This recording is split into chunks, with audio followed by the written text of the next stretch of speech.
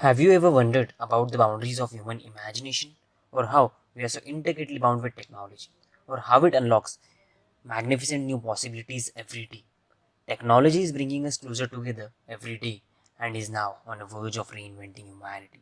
It inspires us to create, to invent, to rediscover a new tomorrow. The way this advancement astounds and astounds us youth is a sign of a scintillating future. It is an internal source of staggering experiences and breathtaking memories. It makes it nearly impossible to separate the virtual from the reality. It assists us to imagine something extraordinary, to create something extraordinary. So here is IdeaManch 2.2, celebrating the vision that has paved the way for a future India that is truly breathtaking. So hello people who are watching. My name is Sourabh Chaudhari and I am a proud student of AISSMS Polytechnic. I am pursuing Diploma in Information Technology. We are going towards a new era of technology and innovation. In the last 2-3 decades, we have experienced the biggest tech evolution in human history.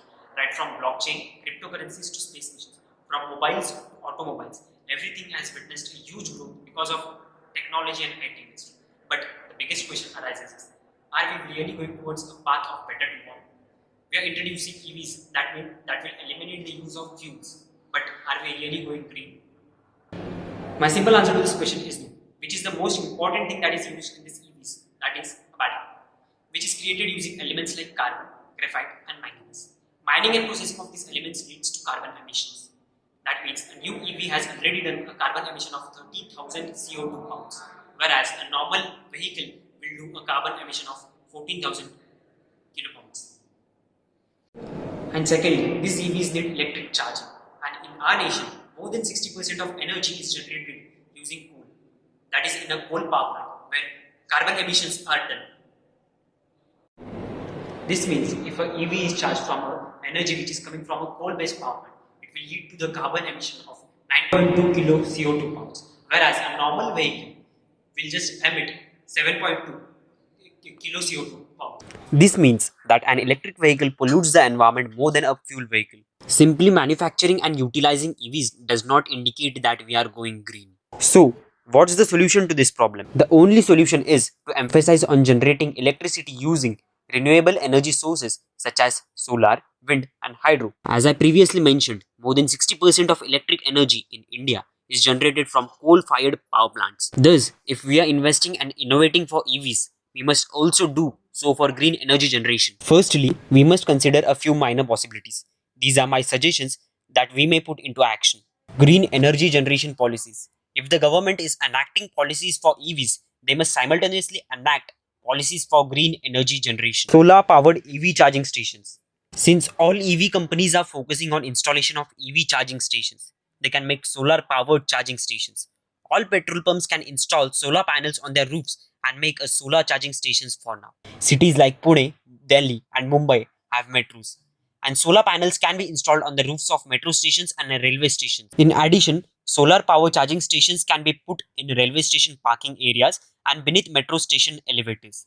This will take a one-time investment and will result in passive revenue with only a little bit of maintenance. Swappable batteries. Companies can design swappable batteries. For example, if my EV's battery is low, I can visit a charging station and replace it for a fully charged battery in fraction of seconds. This way, the batteries can be charged during the daytime and made available 24/7 and can be easily swapped. The government can instruct companies to manufacture such batteries with the same size and different storage capacities that can be switched into any EV across the nation, which means that any EV user can swap a battery of any brand that is of the same size available. Research and development. We need to carry out research and development on topics such as solar panels and rechargeable batteries so that in future, one solar panel and windmills can generate twice or thrice times the amount of energy that it does today, as well as smaller and more compact batteries can store twice or thrice times the amount of energy that they do store today. All of these are minor steps that may be taken. However, it has the potential to create a massive change. If we want to generate more green energy in future, we'll need to make some greater plans. Solar energy. The solar energy we get on Earth in only 1 hour is enough to power the entire world for 1 year. And out of 5 biggest solar plants in the world, 3 are in India. We have learned the benefits of solar energy right from the school. Even then, as of now, in India, coal generates more than 60% of India's power output. Why? To understand this, we have to ask question. If solar energy is free and solar energy is good for the environment, why can't we switch to solar energy? There are three simple but quite serious problems. 1. Solar is intermittent. On cloudy days or during the monsoons, you can't generate solar energy, most importantly at night. Second, solar is diluted. Solar energy is not concentrated at one spot. Solar farms take a lot of land space. Third, solar can't be stored. Actually, electricity can't be efficiently and effectively stored. Demand has to be constant with the supply. After electricity is generated, it is transported and then used. And for this, you need a grid system in every country. To find answer to this problem, we will have to think a little out of the box.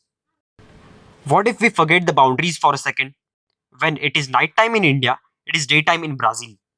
Is it possible that once the sun sets in India, the Middle East, then the Africa, like this gradually the entire world keeps on generating, transmitting and distributing solar power when there is daytime at their place? Is it possible to create a worldwide solar energy grid where every country can exchange electricity as and when there is a need? And that's where one sun, one world and one grid initiative comes in. Between Tropic of Cancer and Tropic of Capricorn, these countries get ample of sunlight. They are called as sunshine countries. These countries can play a major role in solar energy generation, and India will be the center to this. In phase 1, India will be connected to Middle East and Southeast Asian countries. African countries will be connected in phase 2, and in phase 3, whole world will be connected in an international clean energy grid. This will create jobs, save the environment, and generate electricity for all. India wants to connect the world, not with economic dominance, but by sharing economic benefits. All of this will have a long time read. From investments to execution of this plan has a lot of challenges. But I am optimistic because India has proved that it can efficiently complete such ambitious projects. Take the example of Cochin Airport. In 2015, Cochin Airport became world's first solar powered airport where all the energy needs are fulfilled with clean energy. They started small with just 400 solar panels, and right now they have more than 46,000 solar panels that power the entire airport.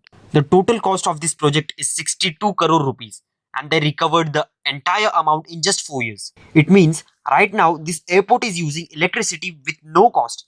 They have generated it by their own. Kolkata airport uses the same approach. As a result, today both of these airports generate more than they consume and send the extra electricity back to their grid. That's the power of human spirit. That's the power of clean energy, and that's the power of India. All of this sounds great, but there is one problem. Do you know who's world's leader in solar technology? China. Right now, our solar cells come from China because we don't focus on manufacturing. And this needs to change. India needs to wake up. Now, this can be a threat, or it can be an opportunity for youngsters like me and you. Consider conserving the environment as an opportunity. People are searching for good business ideas. The answer is in front of you. Right from making solar cells to recycling them. This industry is full of potential. 100 years ago, you had to choose between environment or economy. But with technology, this question is less relevant. Environment and economy don't have to be on two different sides. What we need is a young energy to back up good projects like solar energy. This year, we are celebrating 75 years of India's independence. Azadi Ka Amrit Mahotsav. On this auspicious occasion, we must take a resolution to make India a 100% pure green energy nation within the next 25 years and to lead the world doing so. This is my vision, my idea for modern India, which I present in the Idea Munch competition organized by All India Shri Shivaji Memorial Society. Thank you very much. Jai Hind, Jai Bharat.